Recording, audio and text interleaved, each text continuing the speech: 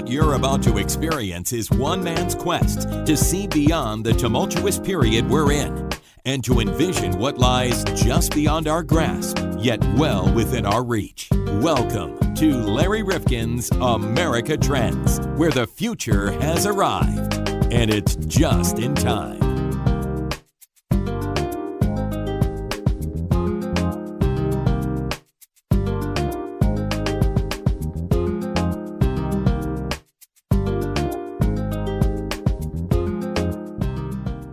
Welcome back to America Trends. John Kropsic and Larry Rifkin.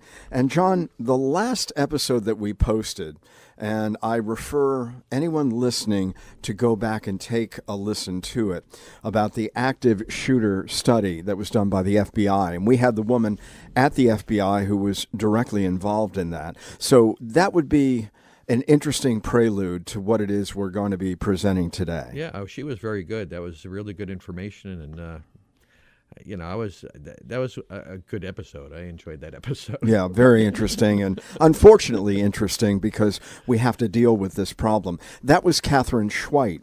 Well, along those lines, because you and I have done a lot of reporting on the boy crisis in America, so it would perhaps come as no surprise to somebody listening that when I saw an article in the New York Post, an opinion piece, angry young men continue to be America's greatest threat, by Maureen Callahan, I really read through it with great interest. And she had a lot of information in there that was compelling and important for us to understand, because we look at social trends here in the country, obviously. And this is such an important and vexing one to us in America. What do we do? Because the carnage at the end of many of the problems and dilemmas that these young men are facing can be a great deal of destruction to the society itself. And we've seen that time and again.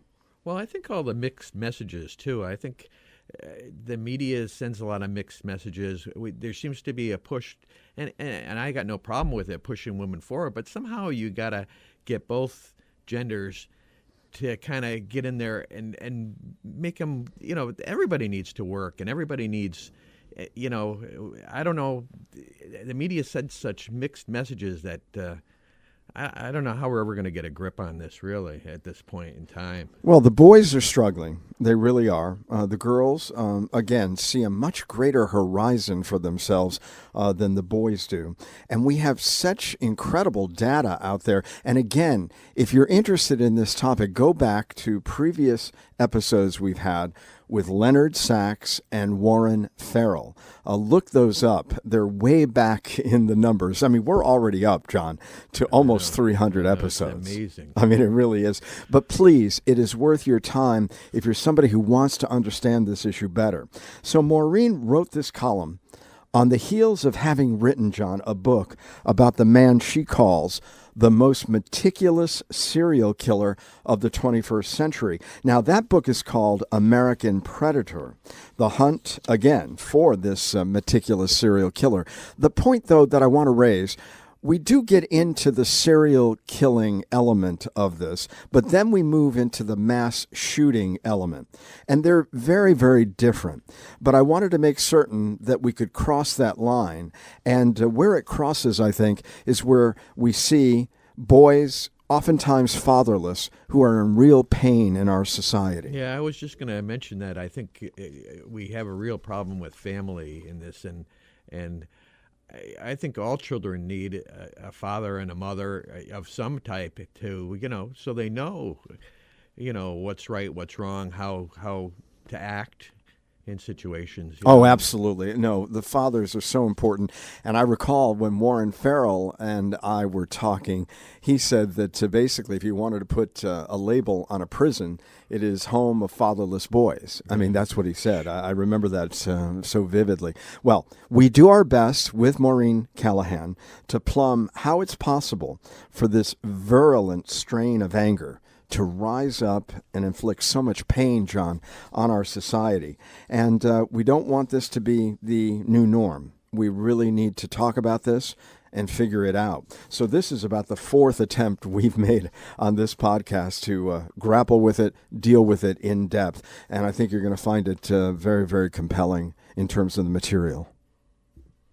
All right. Well, let's get to it. All right. I'm anxious to hear this. All right. Maureen Callahan, she was a joy to talk to on a very difficult subject today on America Trends. With me on the line is Maureen Callahan.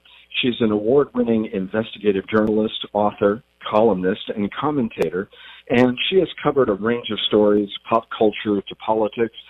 She has focused her keen eye and pen on American Predator, the hunt for the most meticulous serial killer of the 21st century, and it went right on to the New York Times bestseller list in its first week. How did you arrive at this story? Now, this is about a serial killer, and during the course of our conversation, we want to talk a little bit about the book, but also about the mass shootings, because you have written about that as well. But this case of Israel Keys, again, he hasn't been on the radar of many of us who have those cases like William Gacy and others in our culture. We just hadn't heard about this man. That's right, and there is good reason for that. First part of your question, I came across a small news article in December 2012, and it had detailed a modus operandi and a victimology that was unprecedented, and that the FBI's top criminal profilers admitted that they had never seen a subject like this before. They had never seen a serial killer like this before.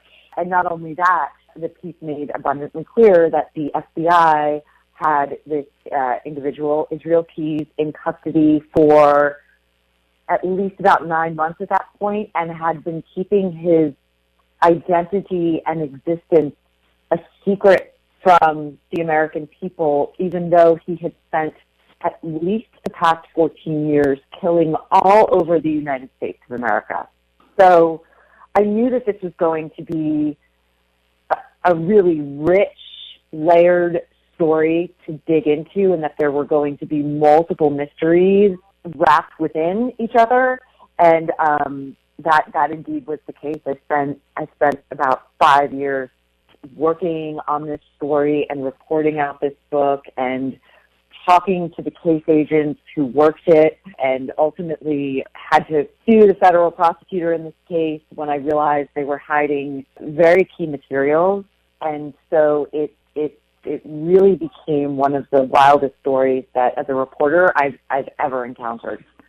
And you recognize, of course, that in this realm that we're speaking in, podcast realm, true crime is huge. When you look at serial and you go back, there's a fascination with stories like this. What do you attribute that to? You know, it's really interesting you mentioned that, because when I first began working on this book, and it's not that long ago, so I came across this in 2012, even around 2014, true crime had not begun having the explosion in the culture that it has now. True crime was really regarded in television, in book publishing, really sort of like a redheaded stepchild, not classy.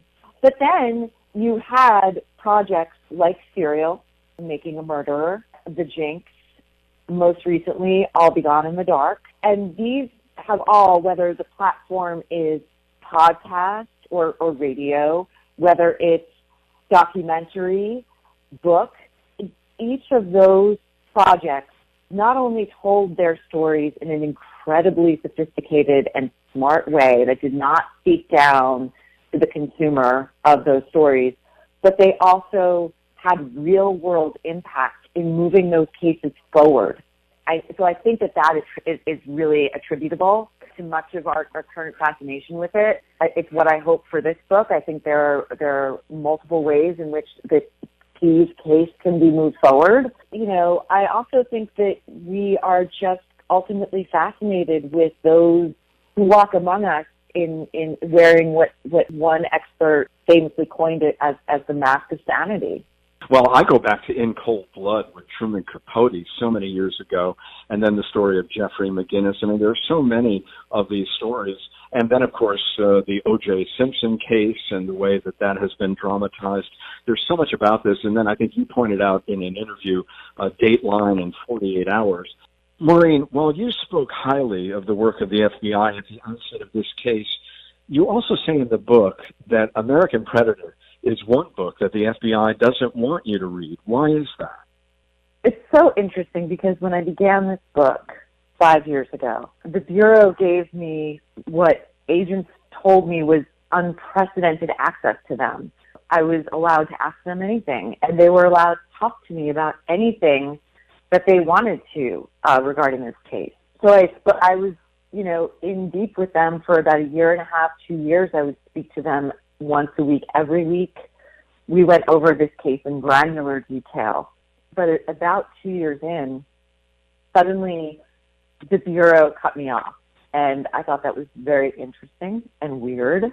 Several things then happened. One is I had learned by that point that the federal prosecutor in the case had grossly overstepped to the point where he actively jeopardized a conviction for Israel Keys, who by then was one of the most high-value suspects the federal government had in custody. And not only that, but the FBI let it happen. It was a black eye for the FBI.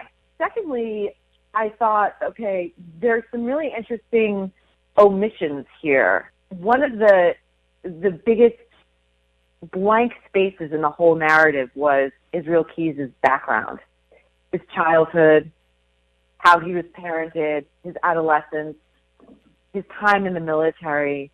There was zero documentation of it. I would request it. I couldn't get it. I would ask the agents directly about it. They would never talk to me about that, which I thought was extremely odd. So that set me off on this odyssey that I spent about $30,000 suing the federal prosecutor to obtain that information. And I also spoke with his mother, with Keys' mother, which filled in a lot of gaps. And so there are parts of his biography that I think are being hid by the government that are explored in the book. And thirdly, towards the end of their interrogations with Keys, the FBI reclassified this case from serial murder to terrorism. They have never commented on that aspect of the case. They have never acknowledged that aspect of the case.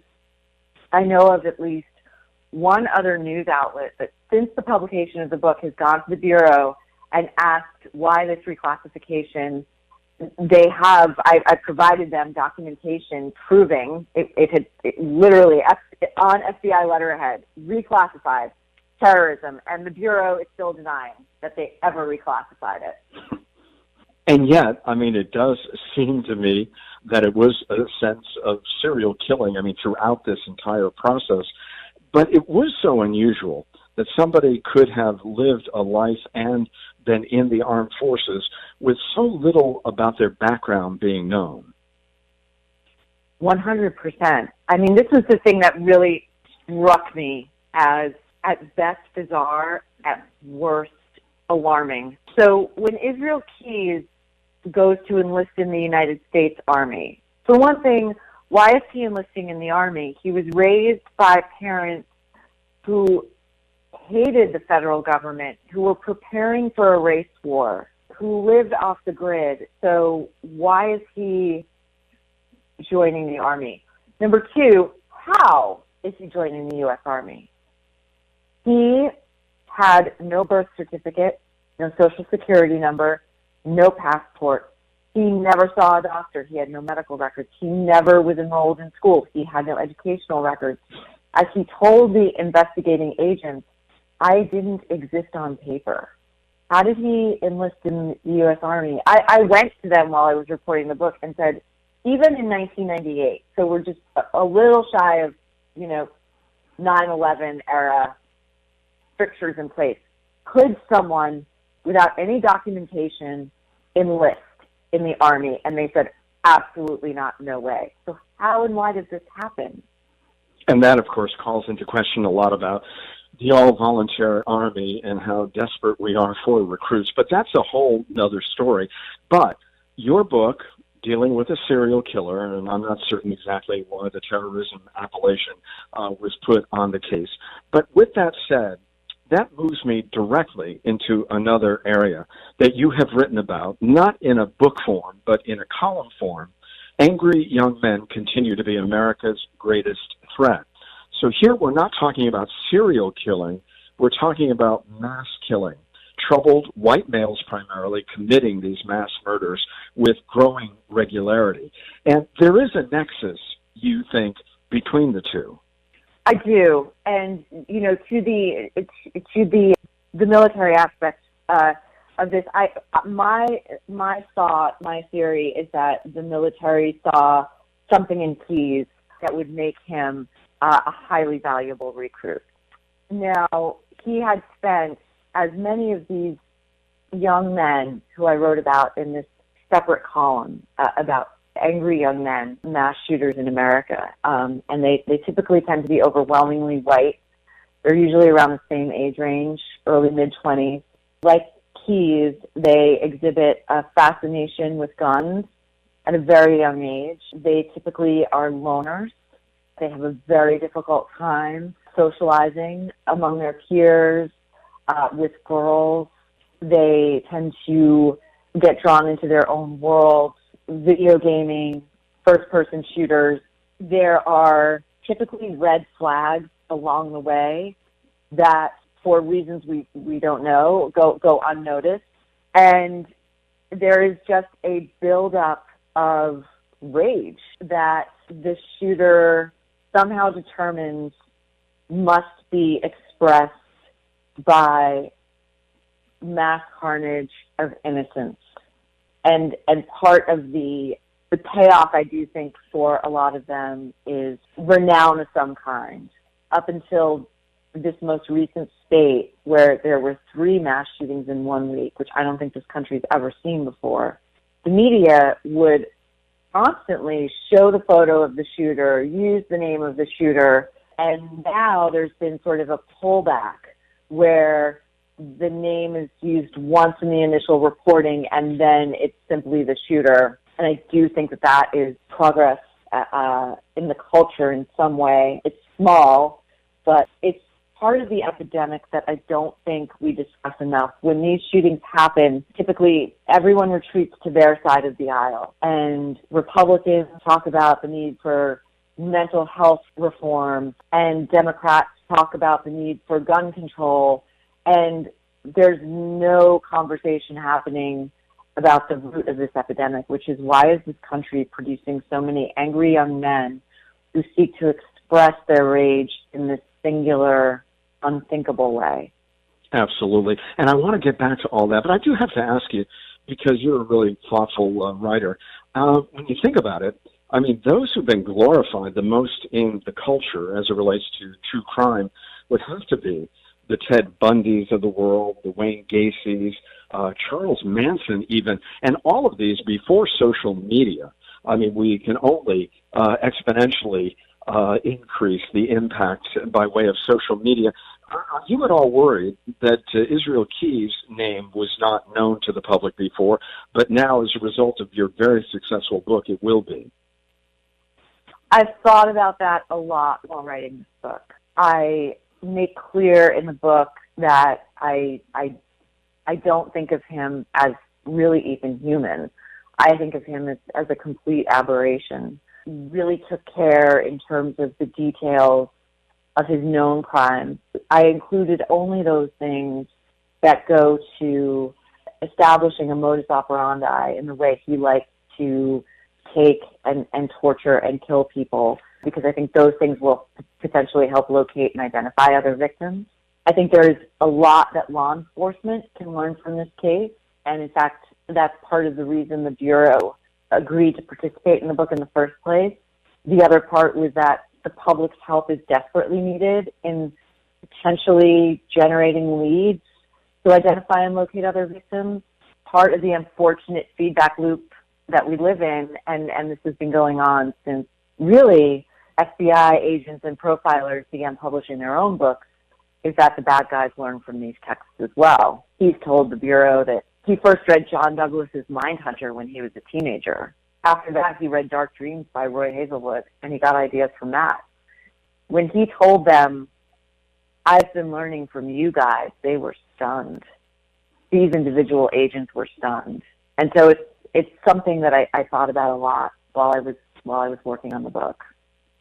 I wonder if you thought about how the serial killer, at least in the mythology and maybe in reality, is very thoughtful in terms of their approach, oftentimes having an express modus operandi. In his case, it was very unpredictable, and that's why it went, eluded for so many years. But, the mass killer, while, as you're correct in saying, they leave these breadcrumbs, but people don't pick them up, they do usually tell somebody what they're thinking, or they are sharing information with others who think along the same lines, often in these very dark spaces on the internet. But having said that, the mass killer is different in many ways in terms of their meticulousness from the serial killer. He's had told someone who served with in the Army that when he got out, he had a plan to kidnap people on a mass scale. It's unclear to me from that witness interview whether he meant he was going to do it on a mass scale over years, as he did, or if he meant at some point he had a much larger plan to take hostages on a mass scale. The mass shooter, though, you're right, does leave breadcrumbs, does leave red flags. They do fantasize and plan online. It's not even necessarily the dark web. A lot of the time it's Facebook. And, we've seen a much more aggressive approach on the part of law enforcement over the past couple of weeks where they've gone and intervened with young men who have vocalized or memorialized in some way their plan to commit mass carnage. I don't know if you've seen the clip that sort of went all over the national news, but it was law enforcement speaking to a mother, and her face was blurred out, and they were arresting her son, who had said online, "I'm gonna go kill a bunch of people," and had weaponry and ammunition, and she's saying, "But he would never do that." And I mean, that's the disconnect that we're in right now, that was such a harrowing clip to watch. But that's a microcosm of what's going on. Absolutely. In fact, I think since the last grouping of these mass murders, I think 29 have been intercepted. The book is called American Predator, The Hunt for the Most Meticulous Serial Killer of the 21st Century. Maureen Callahan is with us. She wrote a piece, Angry Young Men Continue to be America's Greatest Threat. You do suggest in the piece that you don't think society is treating this rage murder outbreak with the seriousness it deserves. Why is that in your mind? I was thinking about this while I was doing the piece, and imagine if these men were Muslim or black, not white, not from middle-class homes.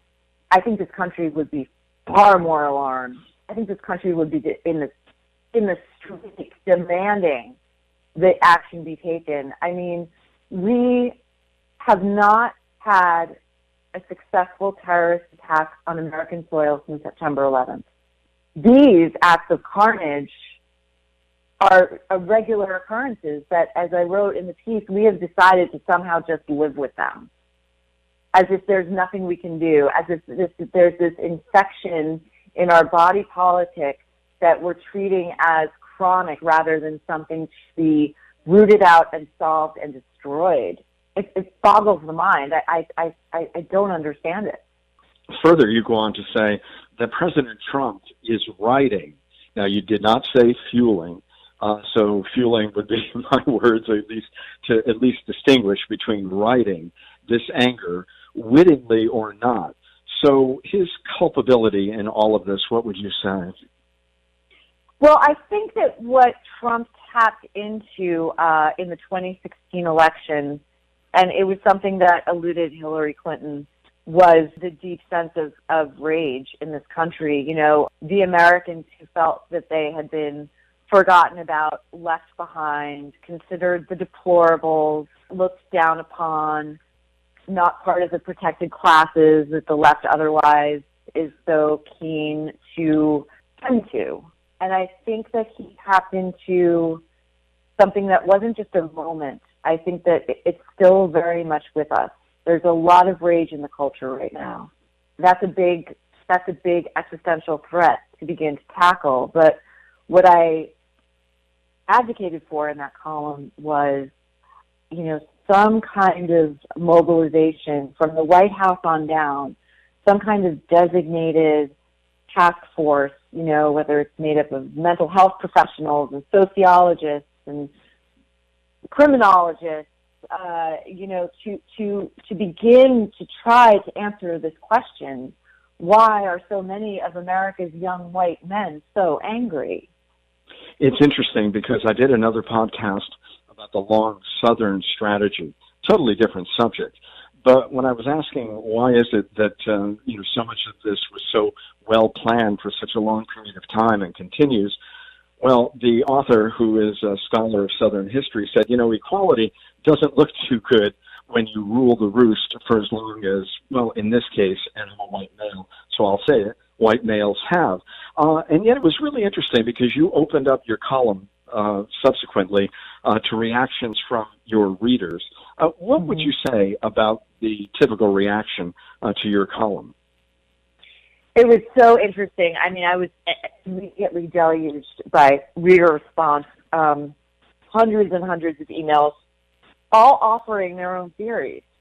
And they largely came from men, but some from women, particularly mothers of sons. And they almost all spoke to a sense that the white male in American culture has been devalued at the expense of acknowledging and lifting up other pieces of the population who have been historically oppressed or marginalized. So that goes from everyone from minorities to women to gay people to trans people, and they spoke anything from affirmative action to the fairly new phrases that have been introduced into the lexicon, toxic masculinity, things like that. That said, and those theories may hold some water, for this to be the reaction, if that's part of the root of it, to take up, automatic rifles and wreak carnage on innocent people ranging from babies to the elderly,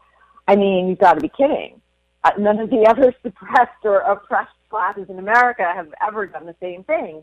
That's a tricky one. I don't know how much there is to that. It is at least the beginning of a conversation, and one I think that this country really needs to have. I don't know that we will, because as I wrote, it's really an existential question. At least on the face of it, it's an existential question. And that's much harder to address than, what do we do about gun control? Or what do we do about mental health? Much, much, much harder. Well, Maureen, you have tapped into something. And I wanted to raise this, not because I want to promote some other podcasts that we've done, but we did a show with Dr. Leonard Sax, and he wrote the book Boys Adrift, and another with Warren Farrell, who's a PhD, and he did it with John Gray, who wrote that book, Men Are From Mars, Women Are From Venus, or maybe I'm confusing the planets. But and they both talked about the boy crisis in America and beyond. And boys are 50% less likely than girls today to meet basic proficiency in reading, math, and science. Sperm counts are dropping. 1 in 5 men are not fertile. Many of them feel that their options have dried up. A lot of the manufacturing jobs, of course, have gone away, or things that have typically been done by males. And, of course, the body count continues to go up as it relates to these mass shootings. So there's definite research that shows us that boys in our culture are not doing well. And there's just many other indicators in these books and others that tell us that. So do you think we're ever going to hear about this? I mean, we're hearing a lot of things on the campaign trail, but I don't think I've ever heard anybody talk about the boy crisis in America. That's such a great point. It almost feels like it's a third rail, like politically, if you're running for president, to say, do you know who I think we really need to worry about? White men. let's worry about some white men for a change. It would be a hard one to pull off, I think, but it's hard to imagine that the subject of mass shootings will not come up during the presidential debates. This is an aspect that definitely needs to be addressed, and anyone running for president should be asked what they plan to do about the crisis among young white American men. You know, one of the things that I thought about also in writing this piece is, you know, if you are born in America, you are born on third base and they are waving you into home plate. You know, Exactly. You already are so set up in life. And for this nation to be living with and tolerating this epidemic, you know, an epidemic that no other civilized country will countenance, is something we need to look square in the face.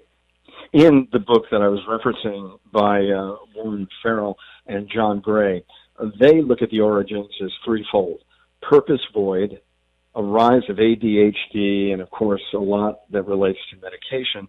And primarily, though, I got out of it dad deprivation. And that doesn't mean that the dad isn't in the home. It means that the dad may be not giving them the emotional support that they need growing up. Even if he's there, he's somewhat absent, or maybe he's giving them all the wrong signals. In the case going back to Israel Keys, of course, they seem like preppers and very unusual type, but what role do you think the dad played in that case?